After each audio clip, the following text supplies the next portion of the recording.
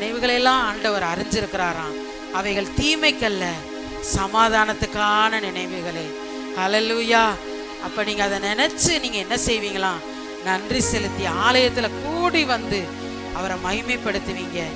இந்த ஆண்டு அப்படி நீங்க செய்யற எல்லா விண்ணப்பங்களுக்கும் ஆண்டவர் உங்களுக்கு செவி கொடுப்பாராக. ஹல்லேலூயா. முழு இருதயத்தோடு அவரை தேடுறீங்க, அவர் உங்களுக்கு தென்படுவாராக. ஹல்லேலூயா. உங்களுக்காக வாசல்களை திறப்பாராக. ஹல்லேலூயா.